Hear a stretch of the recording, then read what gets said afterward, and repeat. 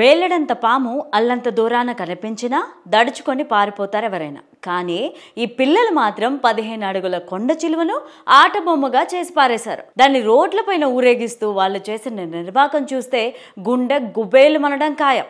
పాము పేరు వింటే వణికిపోతారు. ఇక ఎదురు పడితేనో నోట మాట రాదు. కొందరైతే కంగారు పడుతూ ఒక్క ఉదుటిన పరిగెట్టేస్తారు. మరికొందరు మాత్రం ధైర్యంగా పెద్ద పెద్ద విషపూరిత పాములతో విన్యాసాలు చేస్తూ ఉంటారు. అలాంటి దృశ్యాలు చూస్తుంటే ఒంట్లో గగ్గురుపాటు పుట్టక మానదు. పాములు పట్టడంలో అనుభవం ఉన్నవారు కదా, ఇలాంటి సాహసాలు వారికి పెద్ద కష్టమేం కాదులే అని సరిపెట్టుకుంటాం. కానీ ఉత్తరప్రదేశ్లోని చిట్టిపొట్టి పిల్లలు ఎవరూ ఊహించని విన్యాసాలనే చేసేశారు. ఏకంగా 15 అడుగుల కొండ చిలువను ఆట బొమ్మగా మార్చిపడేశారు. అంత పెద్ద పాముని రోడ్డు వెంట ఊరేగిస్తూ వాళ్ళు చేసిన ఘనకార్యం చూస్తే కూర్చున్న చోటు నుంచే అంతెత్తున ఎగిరి పడిపోతారెవరైనా.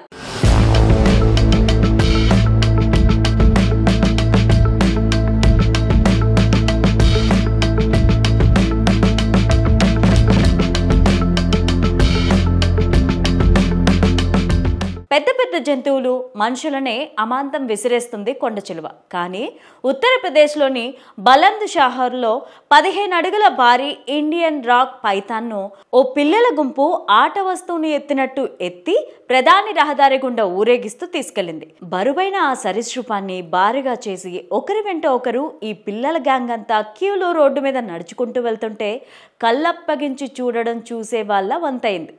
చాలా మంది వాళ్ళ చుట్టూ చేరి సెల్ఫీలు, వీడియోలు తీసుకోవడం మొదలుపెట్టారు.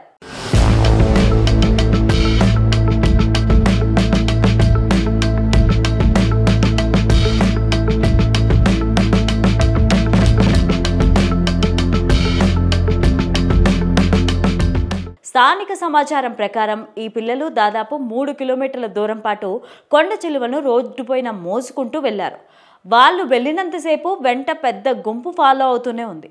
చివరిగా వారంతా కలిసి కొండ చిలువను సమీపంలోని అటవీ ప్రాంతంలోకి వదిలిపెట్టినట్టు తెలుస్తోంది.